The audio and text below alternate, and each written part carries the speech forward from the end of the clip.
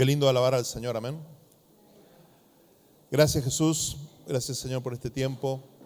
Hermanos, los que están allá contra la pared pueden venir, sentarse acá. No están castigados ahí al fondo. No son los peores de la clase, como dijo. Pueden pasar, hay muchos lugares. Siéntanse en su casa. Quiero invitar a nuestro invitado de hoy, el pastor Sergio Slavin.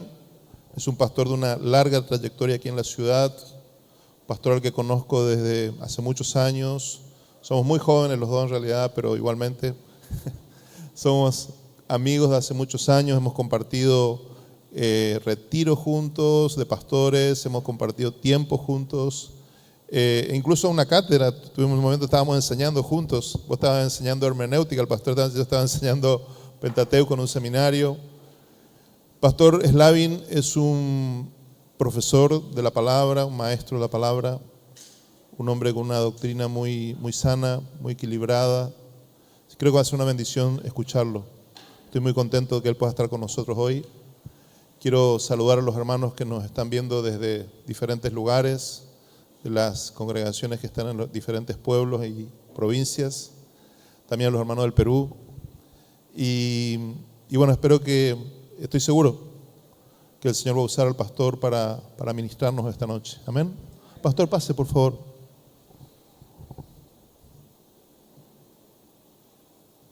Nos ponemos de pie, hermanos, una vez más. Vamos a orar por el siervo del Señor. Acá, fíjate. Aquí, si entra, si la pones así, entra bien. Tiene su secreto. Hay que conocer. Señor, yo quiero darte gracias por la vida de tu mensajero, tu siervo, Padre. Quiero darte gracias porque tú haces como quieres. Tú gobiernas nuestros pasos, Señor. No es del hombre ordenar los pasos. Tú sabes que siempre oramos. Tú sabes que cada invitación que hacemos es porque te pedimos a ti que nos guíes.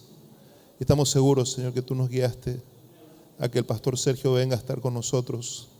Gracias por la disposición de su corazón, por apartar su tiempo, por dejar su familia, su descanso, para venir a estar con nosotros esta noche. Bendecimos su vida, te pedimos que tú lo uses con poder, que tú lo uses con gracia, que sea tu Espíritu Santo hablándonos y ministrándonos a través de él, Señor. Gracias, Señor, bendecimos su familia, bendecimos su ministerio. Gracias por todo, Señor, bendecimos su salud, Padre.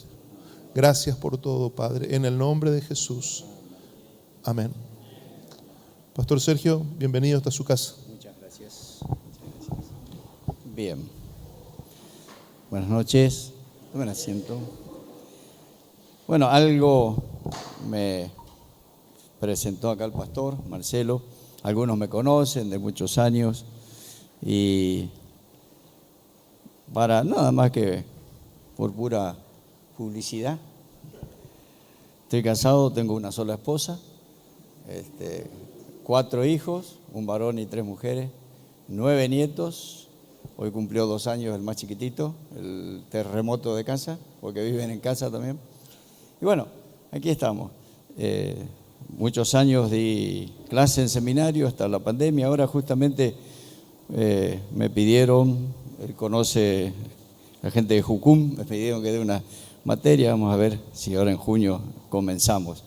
Pero justamente es la importancia de la palabra de Dios, de conocerla bien, Y otra cosa que siempre me asombra, ya no debería asombrarnos más, pero yo creo que debemos asombrarnos siempre del Señor, de que cada vez que uno va a compartir algo, el otro día había preparado algo para compartir en la iglesia, y a la mañana, antes de salir de casa, nosotros tenemos el culto a las 10 de la mañana, así que estaba en la oficina mirando y veo un cortito, un pequeño videíto que hablaba del tema que yo iba a predicar esa mañana.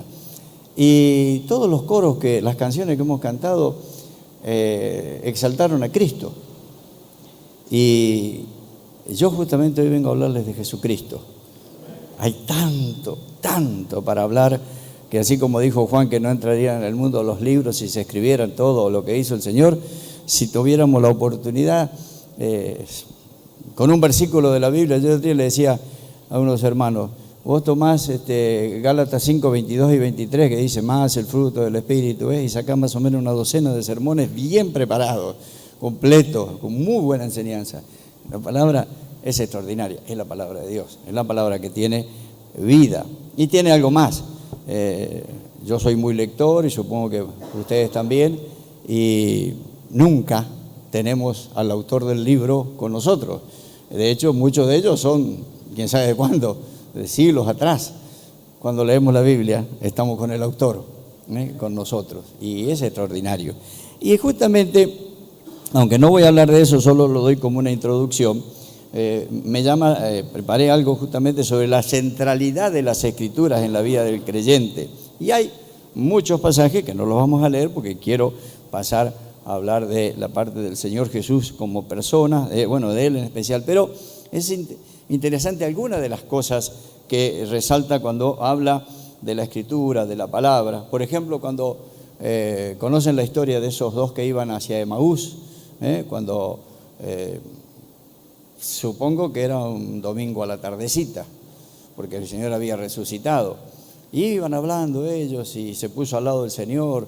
Y bueno, dice que comenzó desde hablarle desde el comienzo de las Escrituras, explicándole acerca de Él. Y ellos no lo entendían, hasta que en la casa, cuando Él bendice el pan, lo reconocen y desaparece. Pero siempre me impactó esto, que cuando ellos vuelven, fíjense el impacto que les hizo, que son 11 kilómetros que tenían que recorrer, los hicieron y volvieron a hacerlos. No sé si terminaron de comer o no, ya salieron, pero se decían el uno al otro: ¿no ardía nuestro corazón cuando nos hablaba en el camino y nos explicaba las Escrituras? Por eso siempre insisto en los seminarios, en la iglesia donde me toca pastorear, la centralidad de las Escrituras. Nunca se salgan de la Biblia, nunca dejen de leerla, nunca dejen de meditarla, nunca dejen de escudriñarla, como dijo el Señor, porque allí está el mensaje que nosotros tenemos que escuchar. Y sería mucho lo que podríamos hablar acerca de la Biblia, pero vamos a lo que quiero compartir con ustedes. En el libro de Hebreos, capítulo 1, versículo 1 al 3,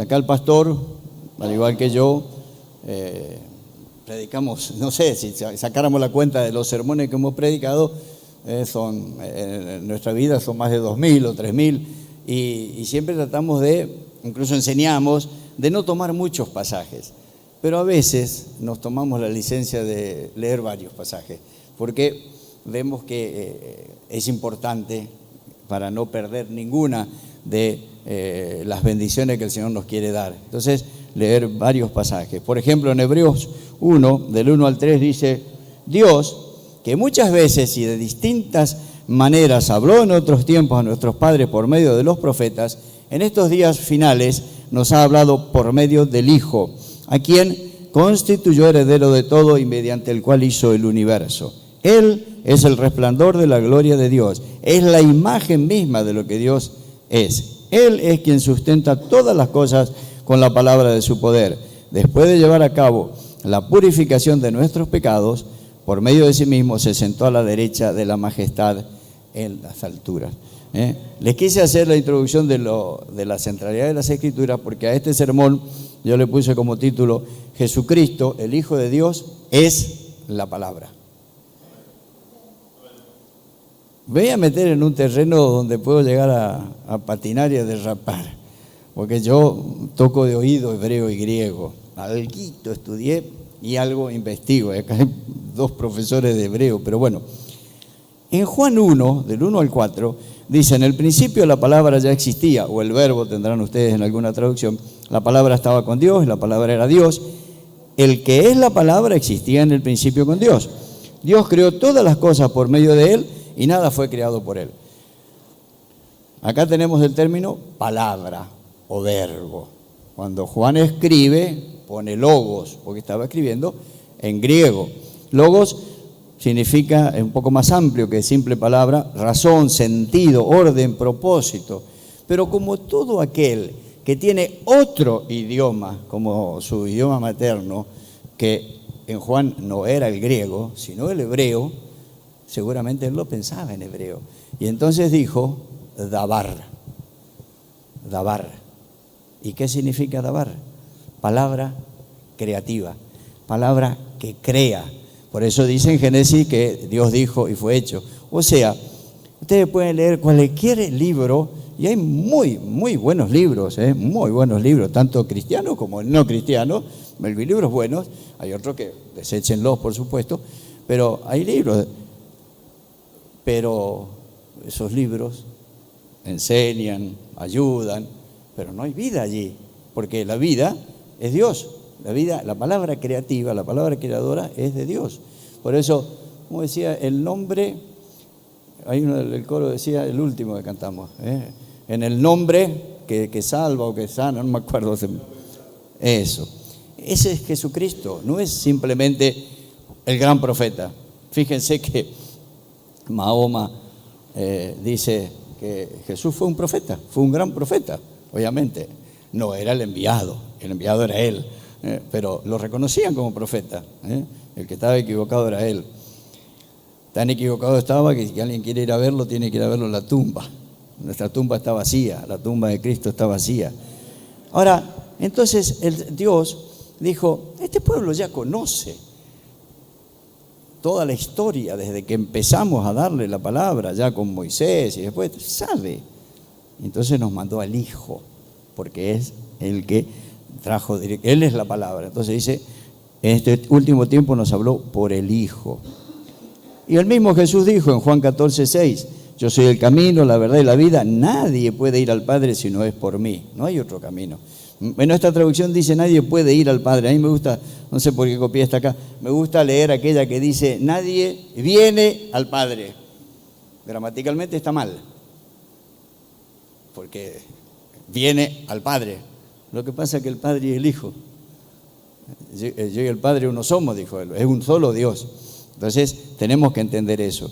Hay que leer la Escritura, aprenderla, practicarla, internalizarla y conocer al que es la palabra. Le dijo Jesús a los discípulos en Juan 8:31, si ustedes, a los que habían creído en él, si ustedes permanecen en mi palabra, serán verdaderamente mis discípulos, conocerán la verdad y la verdad los hará libre. Luego sigue hablando, si el Hijo los libera, serán verdaderamente libres.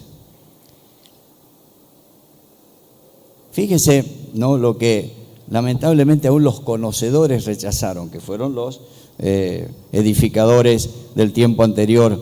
Y dice en 1 Pedro 2, 6 y 7, por lo cual también dice la Escritura, he aquí pongo en Sión la principal piedra del ángulo, escogida, preciosa. El que crea en él no será avergonzado. Pero para ustedes, los que creen, él es precioso. Pero para los que no creen, la piedra que los edificadores desecharon ha venido a ser la cabeza del ángulo. Tiene que ver con la historia de la construcción del templo, que tenían que venir las piedras ya todas talladas, labradas, y desecharon una porque no sabían dónde iban y descubrieron que era la principal. No podían terminar el edificio sin esa piedra. Jesús es la piedra principal. De hecho, él dijo, al terminar el Sermón del Monte, que el que le escucha y obedece es el que edifica sobre la roca, el otro edifica sobre la arena. ¿Y la roca quién es? Es él. Y se lo dice para Pedro, él es la roca. Escudriñen las Escrituras, dice en Juan 5:39. ¿A ustedes les parece que en ellas tienen vida eterna? Ellas son las que dan testimonio de mí. Por eso hay que escudriñar.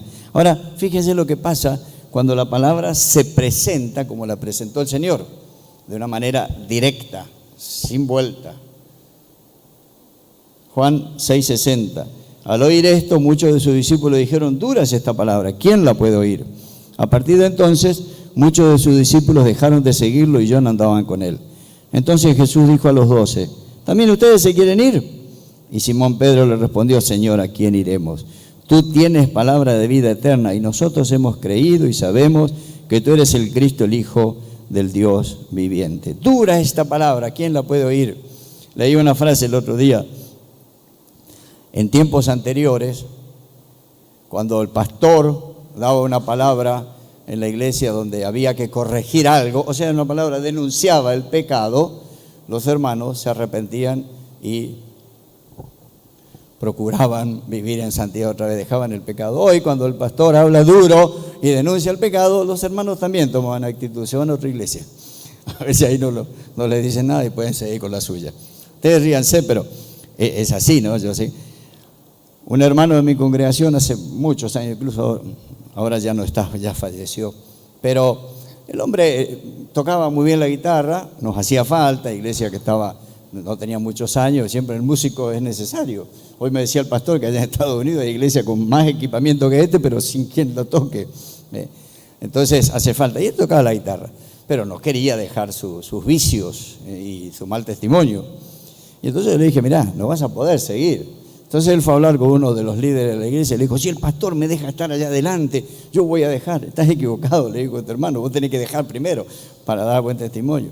Entonces un día me llama por teléfono y otro pastor había abierto su congregación, recién comenzaba, y me dice, ¿me vas a dejar tocar la guitarra o no?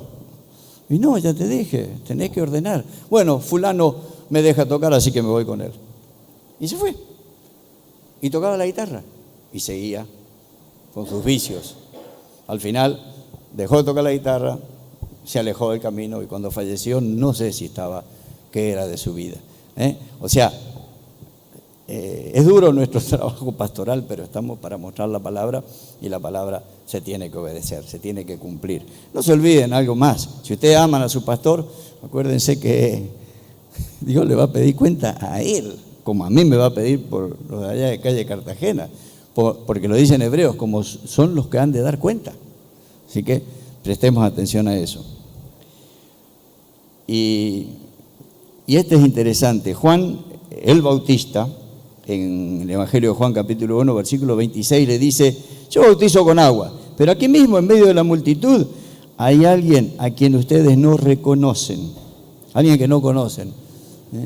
Y a mí siempre me gusta escuchar las canciones, escuchar lo que dice por allí algún hermano que da un testimonio, porque siempre me encuentro algo. Y hoy, no lo tengo anotado acá, hoy el Señor me agregó un versículo, que lo dijo la hermana que dio el testimonio, que lo leyó el pastor. ¿Cómo termina ese relato? ¿Quién es este? ¿Quién es este hombre? Dice incluso uno de los evangelios, que ordena al viento y al mar y este le obedece. Los 12, aunque en un momento dijeron, sí, tú eres el Cristo, el Hijo del Dios viviente, todavía no sabían quién tenía ahí al lado. Y a mí me gusta, en ese pasaje, no el de Mateo, sino el otro, que no recuerdo si está en Lucas o en Marcos, el paralelo, porque comienza diciendo que Jesús les dice, pasemos al otro lado. Y aunque no se los dijo, él habrá dicho, yo no remo, yo no soy el que lleva el barco, yo voy a dormir un rato, era el que más trabajaba porque la administración que hacía el Señor desgastaba físicamente y anímicamente. Y él se durmió. Pero si ellos hubieran sabido quién era ese que le dijo, pasemos al otro lado, no les hubiera asustado la tormenta. Porque Jesús no le dijo, a ver muchachos, ustedes que son remeros, a ver, ustedes que siempre andan, son pescadores, a ver, si se animan, a ver, yo quiero ir ya está anocheciendo, quiero quiero pernoctar allá en alguna casa, quiero ir para el otro lado, del otro lado del mar. A ver si se esfuerzan y logramos llegar. No, pasemos al otro lado, lo digo por seguro, porque así es la palabra del Señor. Observen ustedes que la Escritura es una de las cosas que enseñamos en hermenéutica, usa mucho más el modo imperativo y el indicativo que el subjuntivo, porque el subjuntivo son deseos. Yo anhelaría tal cosa, a mí me gustaría, que están también en la Escritura, pero muchas de las cartas de Pablo son órdenes, muchas de las palabras del Señor son realidades concretas, ¿no? Posiblemente. El que cree en mí, tal vez, si lo agarra bien a papá cuando llega al cielo, lo deja entrar. No, el que cree en mí tiene vida eterna, punto. Hoy estarás conmigo en el paraíso, le dijo al que estaba crucificado al lado de él. No, voy a ver, ahora cuando llego arriba pregunto, a ver. Entonces, tenemos que creerle al Señor. Ahora, ustedes preguntan, ¿y por qué es tan importante que nos pongamos a meditar sobre las Escrituras y sobre el Jesucristo, Jesús, que es la palabra encarnada, que es la palabra que crea, que es el que tiene el mensaje para nosotros y para toda la humanidad? ¿Quién es Jesucristo? ¿Por qué es tan importante considerar este tema, meditar acerca de la persona de Jesucristo? Yo creo que uno de los problemas que tiene el ser humano, y a veces también algunos cristianos, es que no conocemos la extrema gravedad del pecado. Cada vez menos se entiende. Hoy se desvió un poquito. Tal vez sea una enfermedad, tal vez necesite sanidad interior, que no estoy con esto descartando ese ministerio, pero no digamos que sanidad interior tiene que ver con limpieza de pecado. El pecado es pecado y condena. Necesitamos la sangre de Cristo. ¿Alcanzamos a entender la clase de persona que tenía que ser el redentor de la humanidad para poder proporcionar redención eterna a los pecadores? Sí, para que el pecado pudiera ser remitido, perdonado, tuvo que morir Dios en la persona de su Hijo, o sea, el Hijo de Dios. Es grave la situación. Si no, conocemos dos nombres de arcángeles, aunque la católica tiene un tercero, pero Gabriel, Rafael es del católico, Gabriel y Miguel, ¿y por qué no? Si eran el nivel más alto. Bueno, anda y solucionó el problema. No podía. No hubo hombres buenos en la tierra y Noé halló gracia a los ojos de Dios, Abraham fue llamado, padre de la fe, Enoc no vio muerte porque se lo llevó el Señor. No servía tampoco, no daba porque los ángeles no pueden ocupar el lugar del pecador. El pecador está manchado por el pecado, por lo tanto el sacrificio no sirve.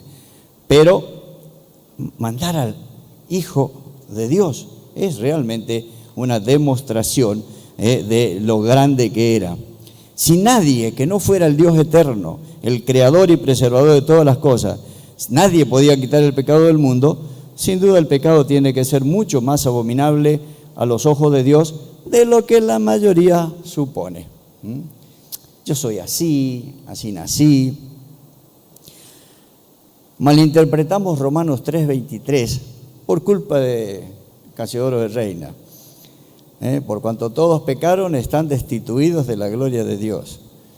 La mayoría de los que aprendimos de memoria el texto no entendíamos qué significaba destituido.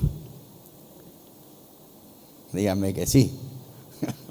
Como cuando a veces cantábamos un coro en la escuela dominical que decíamos, propiciación muriendo fue el Señor. Y había chicos de 7, 8, 9 años. Propiciación, ¿qué es eso? No saben. Y obvio que no saben, aquí el diccionario.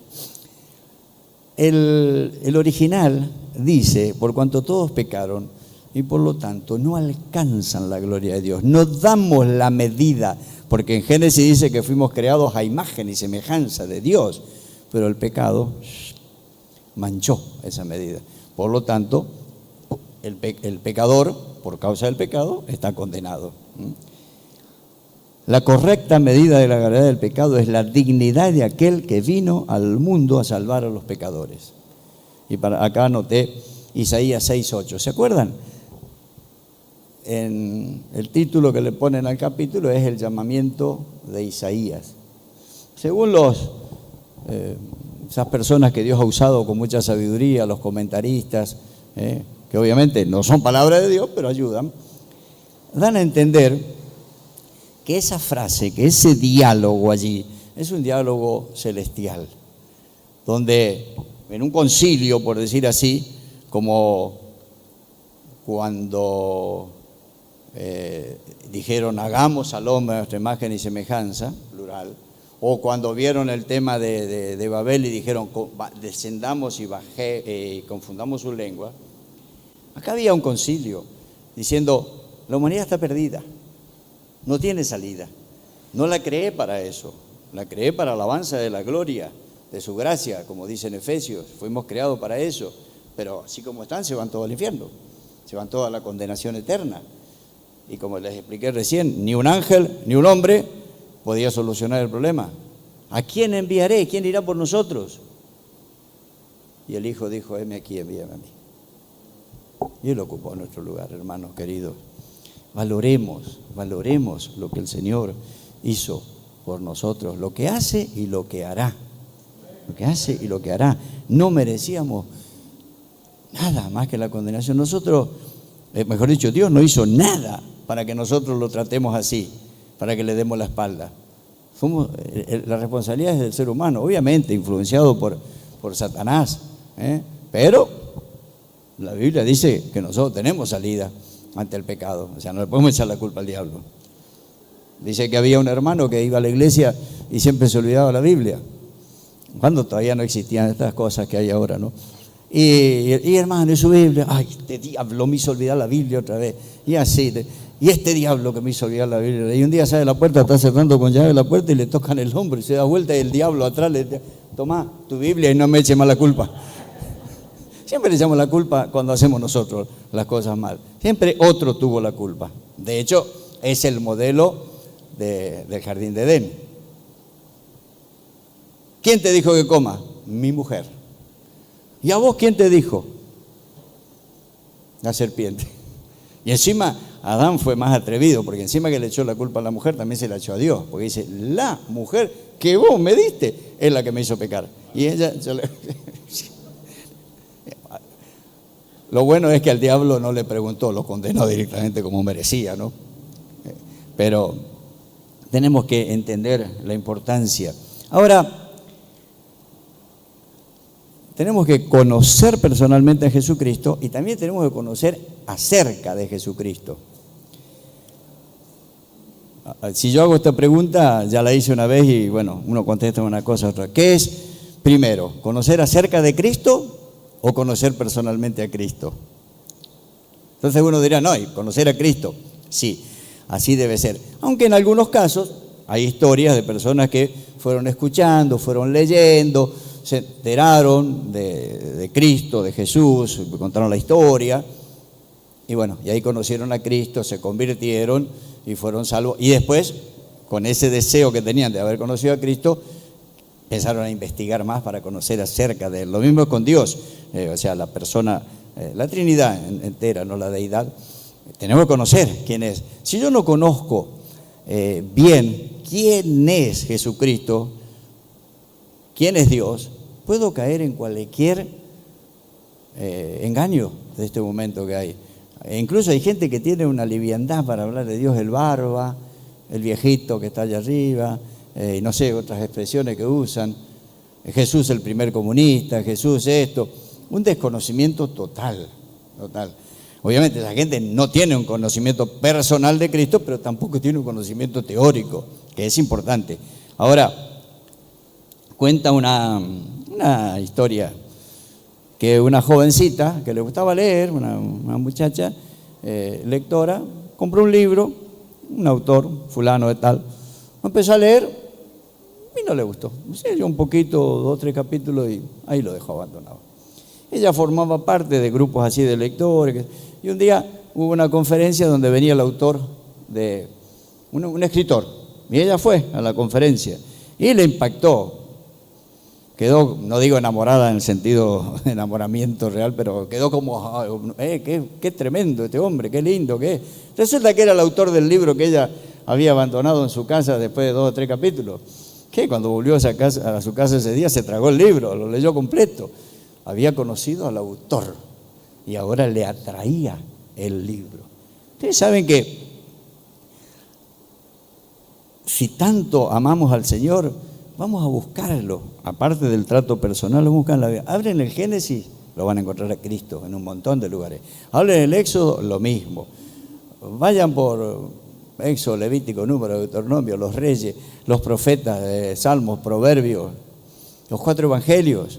Mateo lo presenta como el rey, Marcos como un siervo, Lucas como hombre, aunque toman todas las facetas, por supuesto, ¿no? Pero enfatizan eso, y Juan, la deidad del Señor, como Dios. Entonces uno va sacando y viendo, porque cuando realmente amamos a alguien y estamos realmente enamorados de él, queremos conocerlo, queremos compartir con él, queremos compartir. A veces nos importa más la amistad de alguna persona, a veces se hacen famosos